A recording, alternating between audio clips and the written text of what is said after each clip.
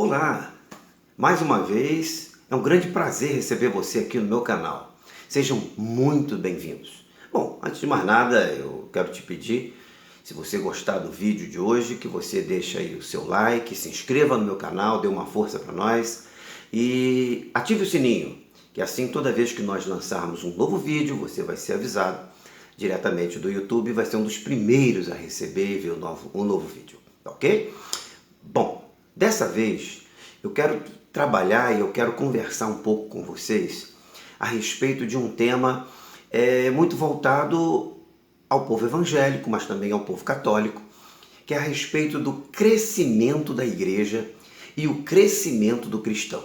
Vamos fazer uma abordagem passeando pelos textos da Bíblia e eu espero que você goste muito desta reflexão temática a respeito do crescimento da igreja. Né? Muitos têm buscado hoje aí falar, pregar a respeito desse tema, mas hoje eu quero trabalhar também sobre esse tema, trazendo a nossa visão dentro daquilo que a Bíblia tem falado conosco, dentro daquilo que a Bíblia tem nos mostrado, e eu espero que seja muito útil para você, para o seu aprendizado, para o seu crescimento. Que Deus te abençoe e vamos ao vídeo?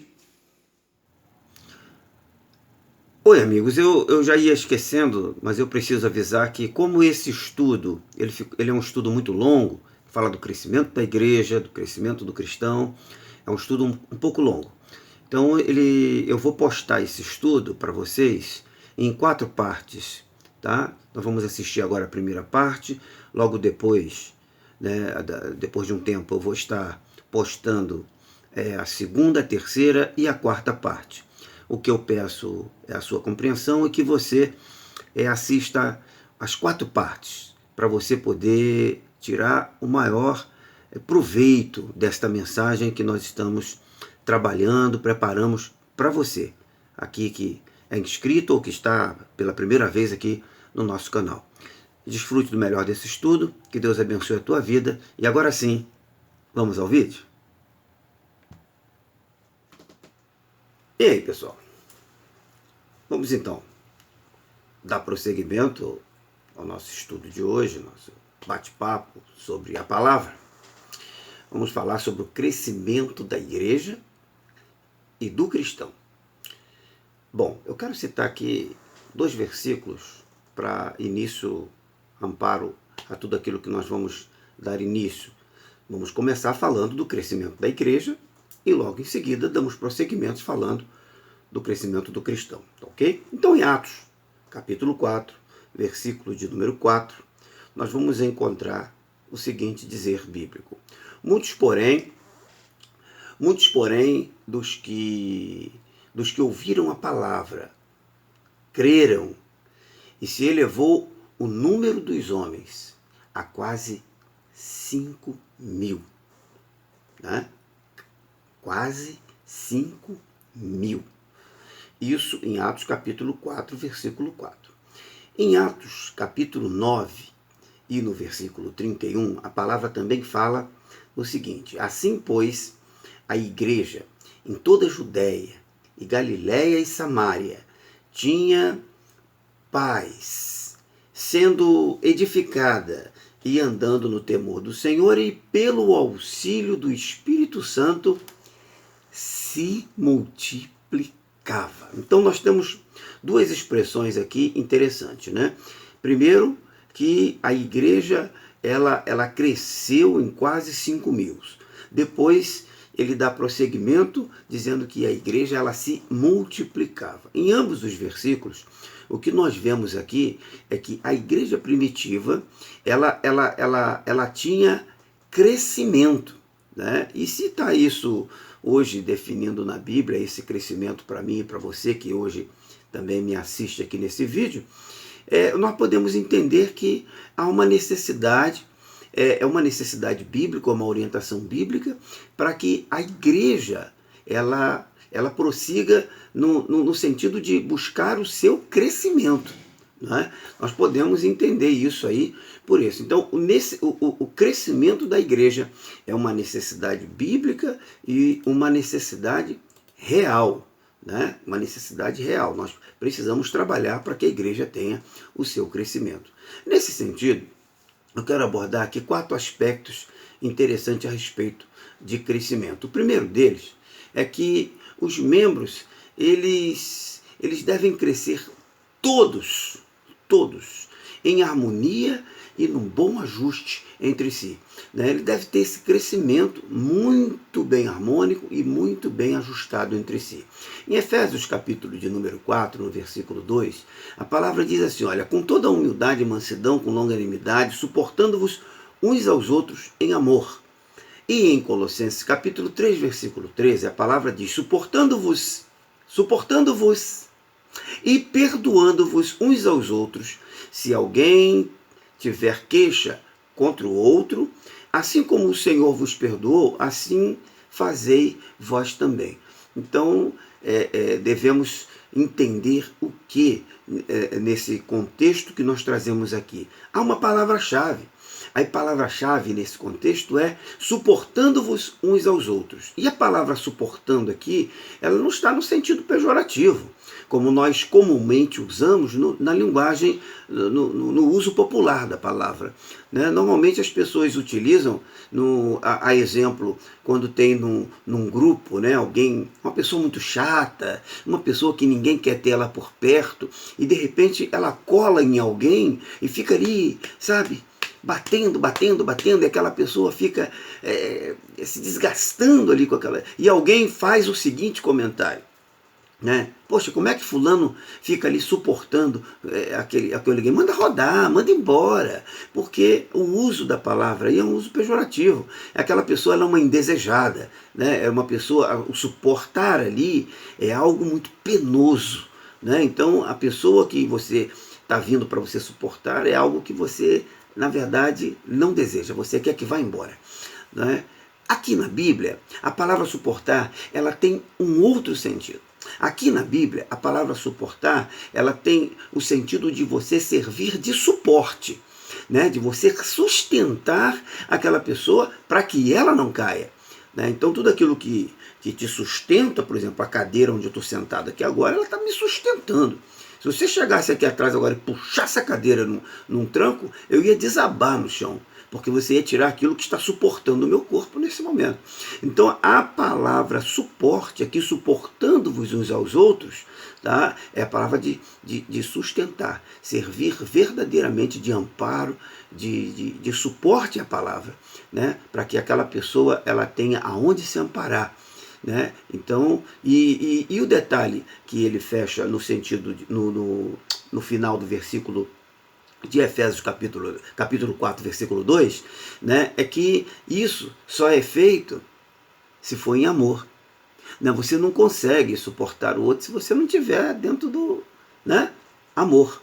Aquilo que o Espírito Santo te dá, aquilo que Deus te dá, é preciso que você tenha amor no coração. É com amor que nós devemos suportar o outro. Então a pessoa ela chega com muitos, não gosto de usar essa expressão, mas defeitos, com muitos vícios, com muitas manias, e você precisa suportar aquele momento em que a pessoa está passando pela sua transformação espiritual. Então precisa que alguém verdadeiramente sirva de suporte. Então devemos crescer em harmonia. O segundo aspecto que eu quero abordar é que a ordem da Bíblia é crescer. Nós devemos crescer. Há uma ordem bíblica para isso. E onde nós vemos isso? Em 2 Pedro, capítulo 3, no versículo 18, a palavra diz assim, olha, antes crescei na graça e no conhecimento do Senhor Jesus, nosso Senhor e Salvador. Crescei na graça e no conhecimento do Senhor. Há uma ordem aí do apóstolo para a nossa igreja, para a igreja de Cristo Jesus, para que nós busquemos esse crescimento, que nós tenhamos sim uma caminhada rumo a um crescimento da igreja. Crescer em quê? Crescer em graça, crescer no conhecimento do nosso Senhor e Salvador Jesus Cristo, né? E dando a Ele toda a honra e toda a glória por toda a conquista, por toda a vitória que a igreja assim alcançar. Há um terceiro aspecto que eu gostaria de abordar também aqui nesse vídeo, que é não só crescer, né, juntos, em harmonia, né, mas crescer porque é uma ordem bíblica, mas devemos crescer juntos, né? Devemos crescer juntos. Aos Efésios, no capítulo 4, no versículo 16, Paulo escreve o seguinte, ele diz assim, olha, do qual o corpo inteiro bem ajustado, né, bem ajustado, olha o que eu falei lá atrás, crescimento, né, harmônico, né, crescimento ajustado, com harmonia e bem ajustado. Então, do qual o corpo inteiro bem ajustado e ligado pelo auxílio de todas as juntas, segundo a justa operação de cada parte, efetua o seu crescimento para a edificação de si mesmo. Né? Então, o corpo ele precisa trabalhar, ou seja, a igreja ela precisa trabalhar para buscar o seu próprio crescimento, edificar a si mesmo. E olha que ele enfoca em amor. Né? Então, o principal temos que crescer numericamente? Sim, amém para isso. Mas também temos que crescer, edificar a nós mesmos, igreja, em amor. Né? Bom, um quarto e último aspecto que eu quero abordar aqui é que também, para que esse crescimento aconteça, para que nós possamos buscar e colaborar, para que esse crescimento da igreja ele verdadeiramente ele venha a se efetivar na própria igreja, no próprio corpo, tá? É que Deus fornece os meios, né? Não é com a força do nosso braço, a força das nossas mãos, mas é com o nosso esforço, mas os meios são fornecidos por Ele, são fornecidos por Deus. Quais? Que meios? Os dons. Os dons espirituais que o Senhor Ele nos confere para que a gente possa trabalhar com a utilização desses dons em prol do crescimento da sua obra, do crescimento da igreja que Ele próprio está edificando. Né, que ele próprio estabeleceu, que ele próprio fundou aqui para que a gente tivesse um local aonde se abrigar. Não é isso? Então, olha só, Romanos capítulo 12, versículo de número 4, aí Paulo escreve, né, aos romanos, aos nossos irmãos lá da cidade de Roma, e ele escreve dizendo, de modo que tendo diferentes dons, olha só, tendo diferentes dons, então o Espírito Santo, ele distribui no meio da igreja, no meio do povo, os dons. E aí, o que são os dons? A nossa capacidade de, através do Espírito, realizar algum tipo de obra, algum tipo de tarefa, algum tipo de trabalho. Não é? Então, é segundo a graça que nos foi dada, se a profecia, né, seja segundo a medida da fé. Né? Então, há uma necessidade, sim, de crescer, mas temos que crescer a igreja em harmonia, temos que crescer porque em obediência à palavra, temos que crescer juntos, mas temos que ter em nossa consciência de que todo crescimento ele é proporcionado pelas condições que o próprio Deus nos fornece. Então, quem na verdade está por trás de todo o crescimento da igreja é Deus, através do Espírito Santo que em nós opera.